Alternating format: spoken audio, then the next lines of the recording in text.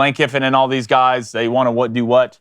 They want to run the football, and I know both the dimensions when it comes to Ole Miss, they can throw it really well too. But I would at least want to take one thing away from them and beat them that way. If you go look at Kentucky last week against Ohio, and I know it's Ohio, but that's the best offense that their offense has looked all year, especially from the running the ball standpoint. So if you're Kentucky, you have to establish a line of scrimmage on offense to be able to run the ball and stop the run against Ole Miss, and you just want to be at least one possession walking into the fourth quarter. And that'd be a huge win if they could win for them to do that, one possession going in the fourth quarter, give yourself a chance on the road. One more thing to think about here. Kentucky, when you look at Ole Miss's schedule, they've been hearing what everybody else is saying. Like, oh, well, you really haven't played anybody. You really haven't played anybody. Not that Kentucky is this great team, but I think this is their first opportunity against a brand name that people at least respect to go out there and put a really good product on the field and dominate. So, therefore, we can really start having that conversation about, all right, this Ole Miss team, when we look at the Tier 1 of the SEC and really college football, where you got Texas, where you got Georgia, where you got Bama, where I think now you have to have Tennessee, and Missouri's hanging around, right? They're hanging outside the bar smoking a cigarette, like waiting to walk in. Can Ole Miss, start to really solidify themselves? And it won't be fully solidified this week, and I'm not saying that. But when we turn on the TV, we go, wow, what a dominant performance from what looks like a dominant team. That next step. That next step. All right, let's squeeze in one more preview. USC is going to host Wisconsin. Obviously, USC had their Big Ten inauguration a week ago. Michigan was playing bully ball. Now you're going to play Wisconsin, and Wisconsin hasn't played since that beatdown against Alabama, so they had a bye week heading into this game. This matchup to me, and I know USC, you're not healthier when you play the next week after you just played Michigan. That was not just a physical, game against them, mentally taxing too. A lot of preparation obviously goes into it. It's a big moment going into the Big Ten. How are you able to bounce back? You're back at home against a team that is inferior to you overall athletically. Maybe some of those huge plays that we didn't see against Michigan, I think you're going to see in this game against Wisconsin. I like Miller Moss to bounce back. I hate the number at 15.5 when I saw it. I absolutely hate that number. I would almost rather buy it up to 16.5 and play it than sit there at 15.5, as crazy as that sounds. I think Wisconsin's going to be able to score a couple touchdowns here, but I like USC pretty big in this one. Give me 38-17 USC. And this game is at Wisconsin? No, USC. It's at USC. That doesn't help. You got to remember Wisconsin's coming in this game with their backup quarterback, the lock kid Van Dyke. I'm pretty sure he's out for the season. If you go back to that Wisconsin-Alabama game, and Wisconsin did have a bye between this Alabama game and this USC game, Wisconsin was able to run the ball pretty successfully against Alabama. And that's one thing. I know the air raid, y'all's thing now, your starting quarterback went out, but you're going to have to establish a line of scrimmage in this game against USC, especially coming off an absolutely physical, brutal match against Michigan, and not put too much on the plate of your young quarterback. Now, right now, I don't like the number either. I do like USC in this football game. I think this is a bounce-back week for them. I don't think Bear Alexander will be missed at all when it comes to this D-line. I don't think he was playing great anyways. So I like USC. If I was going to lay points here, I'd buy this game down to 13.5 and lay at USC. It's kind of weird to get a read on USC based on the Michigan game because it was so Dr. Jekyll and Mr. Hyde. It was such a tale of two halves with Michigan. But I was impressed with USC's ability to go into halftime and make adjustments, right? And I still don't think that they are soft on defense. I think they missed some tackles, but look, when Michigan and Kalel Mullins and Alex Orji are running downhill at you, like a lot of people miss tackles. You know? Yeah. So I still think USC is going to be just fine. But that's it for previews. Nice job, guys. All right, David, let's get to the phone lines here. All right, let's go to Jake in Oklahoma. Jake, what's going on? How are y'all doing? What's up? Good. All right, keeping it quick here. The Oklahoma State-Utah game, I mean, it was awful all around, but what I really had a problem with was our offensive play calling, which, Casey done figured it out once we were down by 19 points, but I just wanted to ask how you fix something like play calling. Well, again, I mean, if you look at Casey, through over time, he's proven he can be a really good play caller. What I think you're seeing now is a team that, we all know who Ollie Gordon was and that the run game was what Oklahoma State was known for, and you didn't want to have to rely on the pass game to go win you games. But earlier in the year, right, you weren't running the ball well, so, teams were loading the box, and Ollie wasn't making plays even when they were loading the box, and then they'd get you in third and passing, and you would have to pass them out of it. You were still averaging 40 points a game. The problem that you ran into was this defense didn't have to load the box to stop the run. We talked about it all week on this show. I was like, why do I like Utah in this game regardless of Cam Rising? It's because Utah does not have to funnel resources into the box to stop the run. They can play you even in the box. That means you're even and taken care of in the back end, at least from a numbers standpoint, which you can control everything when you don't have to funnel resources to other places, whether that be to stop the run or take guys out of the box to try and stop the pass. Eventually, it was going to catch up to Oklahoma State, and I think what Casey did was say, you know what? We have got to find a way to be balanced. We have got to find a way to mix it up, but damn it, we have got to go back to what makes us us, and it was just too late at the end of the day. Yep. I mean, he threw it 44 times against Utah. You threw it 44 He threw it 500 times. times a year ago. That's what I was saying. Like, they throw it so much. Well, if you think about it, though, like, it would make sense after what you were doing to people with Ollie Gordon. Like, yeah, you still got to run it. I'm not saying just because you go heavier personnel and it's a thick box, or maybe they're adding guys to the box. That doesn't mean you never run it. But you've got to show the ability to throw people out of it. And you've got to look at the numbers and say, if y'all going to give us this, and it's not like they got bad players at receiver. You look at Owens and Stribling and the guys that they have. Bowman, to me, is the deficient one consistency-wise. But they were still able to score points and find ways. But you ran into a buzzsaw. That's what you ran into. And they could play you even. And they said, all right, well, we're down now, so we got to throw it. I mean, you're walking into halftime 10-3. And it's you not knew like you were Utah crazy. wasn't going to score 4. Yeah, but like sooner or later, like you have to let your guy go get it. You have to let the guy that was in the Heisman finalist last year go get it, whether they stacked the box or not. Utah ran it 51 times. 51 times. Why am I begging Oklahoma State to run the ball? Well, again, in the first half of the game, I'm with you. I agree with you. But when I'm down 20 points, I can't sit here and say we're going to run power and come all the way back in this game. Not when Utah's running it and they're chewing up the clock and chewing up the clock and chewing up the clock. It's just, it's a tough spot down to be 2 in. possessions until almost halfway through the fourth. Well, they better shake that loss off, because now you're going to Kansas State, and if you want to stay alive in the Big 12, you got to win this week. I agree 100%. Appreciate it, Jake. Great call, man. Great call. All right, let's go to another Jake. It's a Jake convention today, but this Jake is in Florida. Talk to us, man. Everywhere. Hey, fellas, how we doing? What's up, man? What's up, dude? So obviously, huge game this weekend. Got Georgia coming to T-Town. Yep. I just want to touch on a talking point that nobody has brought up yet, at least to my knowledge. Let's talk about the real scenario. Let's say Georgia loses this game this weekend, right? For the exact reasons you guys laid out earlier, the lack of explosivity. They still have to play Texas, Ole Miss, and Tennessee. How real, let's say they lose for those reasons, how real is the scenario that they lose 3 games this year? And are they likely to make the playoffs if that happens? Jake, it's funny you bring that up. We had a caller that called in and was like, hey, I got a crazy take. I think Georgia's going 9-3. This was like last week. Like, I would not be shocked. And I don't think, look, would I be surprised if Georgia ended up going 9-3? Yes, I would be surprised. I wouldn't just be like, oh my gosh, I wouldn't be as surprised about them going 9-3 as I would about BYU going 9-3. Let's put it that way. But when talking about before the season, but we're going to find out so much more information this weekend about Georgia and Alabama. And if Georgia goes out there and they lack explosive plays and they lose the game, I don't know how you would sit here and say, oh, well, that's just Alabama. That was going to happen because it's Alabama, when we watch what Texas can do, when we think we know what Ole Miss can do. I don't think it's a possibility that's crazy. And if they go 9-3, I don't think they make the playoff. I don't think a 9-3 team makes the playoff out of the SEC. And you got to remember the Alabama game on the road, Texas game on the road, Ole Miss game on the road. And then still Tennessee at home. And it's not the same Tennessee and Ole Miss as we're used to seeing now. Like, no, this isn't the fast. This isn't how many points can we put on the scoreboard and just rely on my defense. Like, these two, Tennessee right now probably has the best defense in the nation. I mean, and I can say that with a straight face. Mm-hmm. Jake, before you go, give us your prediction. So my prediction, the number that's going to haunt Georgia fans, 24. The only win Georgia has against Alabama, they scored 33 points. Every time Alabama has beaten Georgia, they've scored 24 or less.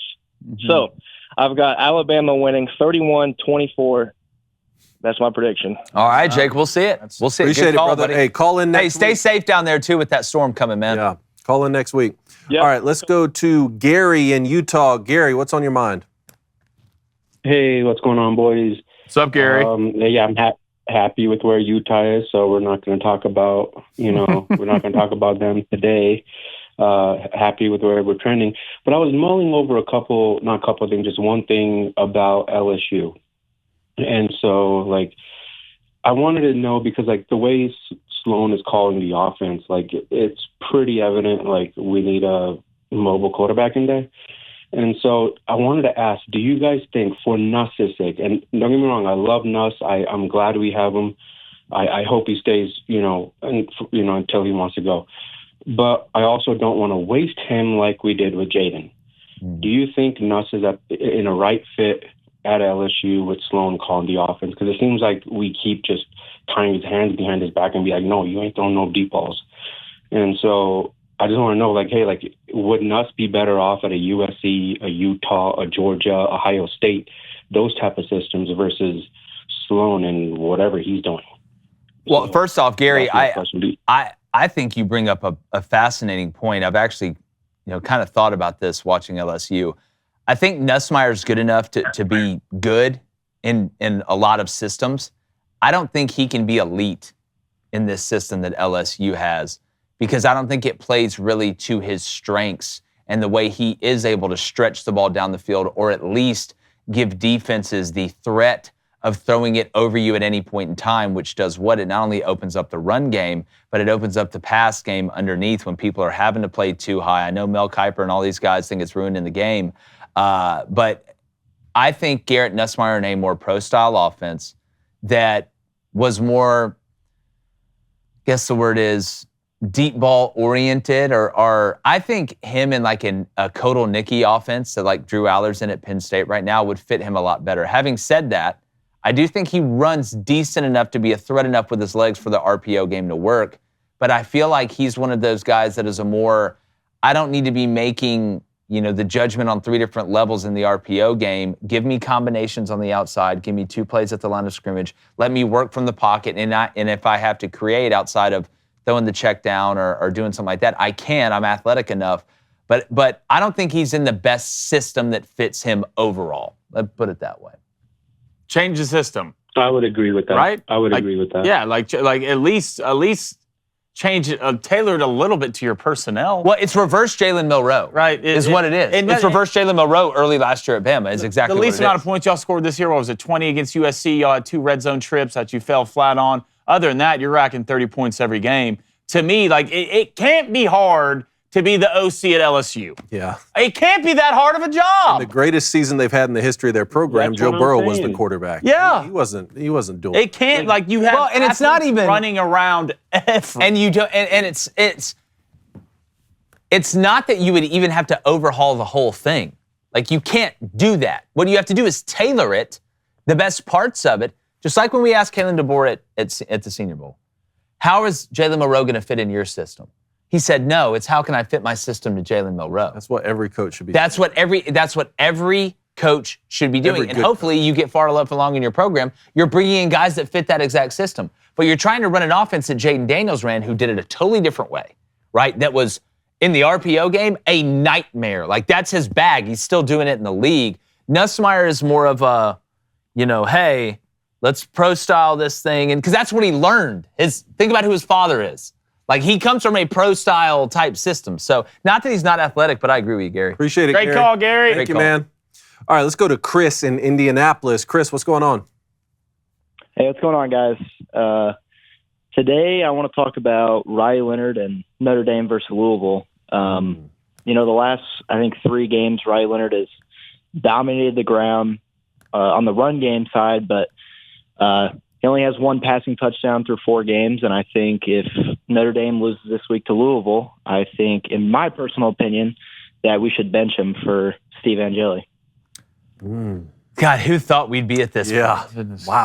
But again, like, Marcus Freeman just skates under all this.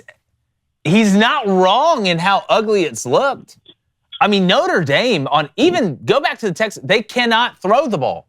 And I'm going to go and give you a hint. This group rolling in here from Louisville isn't exactly who you want to see when you're trying to find yourself offensively, right? This isn't like, couples retreat where you're going off to some island oasis with some monk that's going to help your marriage. That ain't what's rolling into town. So if you're Notre Dame, that's why I love the under in this game. I love it because I think Notre Dame is elite on defense. I just don't understand. Like he's never been a great thrower of the football, but he can sling it around a little bit at Duke to where the point that it's respectable. I'm surprised too. Yeah, you just don't. It's like riding a bike. You just don't forget what has changed. I go to that interception against Northern Illinois, the last play for them on offense before Northern Illinois came down and hit that field goal. One, why are we throwing the ball deep in that scenario, right? In a tight ball game like that, I think they panicked a little bit. But then also, after the game, Riley Leonard said, I just made the wrong read. Well, it's double post against a single high safety, and the interior post collected the safety. You didn't make the wrong read. You underthrew the guy. Yeah. So if we're not even understanding if we're making the wrong reads or just making bad throws, that's coaching. That's well, coaching. This is the question. Too. This is a question. Because Mike Denbrock's a damn good offensive mind. The OC, speaking LSU. Is it a Riley Leonard problem or is it a Notre Dame problem? That's the question. Or more of, and with that being said, their defense is still so good, and Riley runs it so well, like averaging, how many yards he averaging per game? Over 100, I think, at this point. It's at this point. They could still beat Louisville this week and be in college football playoff contention. Yeah. I mean, that's what's really crazy. True. Appreciate it, Chris. Thanks, Chris. Thank you, Chris. Thanks, man. All right, let's go to Caveman 2.0 in Mississippi. What's up, Caveman? What's up, boys? Oh, nothing. Just thinking about Geico. So, a few things, all pertaining to Ole Miss. First of all, this NIL foolishness with players trying to leverage more money isn't new to us. We had a former running back, popular being former. He tried to hold out before the Georgia Tech game. Is he in Columbus, Ohio, right about now? Other games as well. He is in that state, so I'm good with it. Also, second thing, Jackson Dart could walk into any sorority house and get any girl he wanted. I'm not surprised that this is happening. And Rebs by 50 this next game. Well, that was the whole point of the video we played, was that your girlfriend broke up with you. Now you're going to go ball. And we were laughing at the way the TikTok video is made.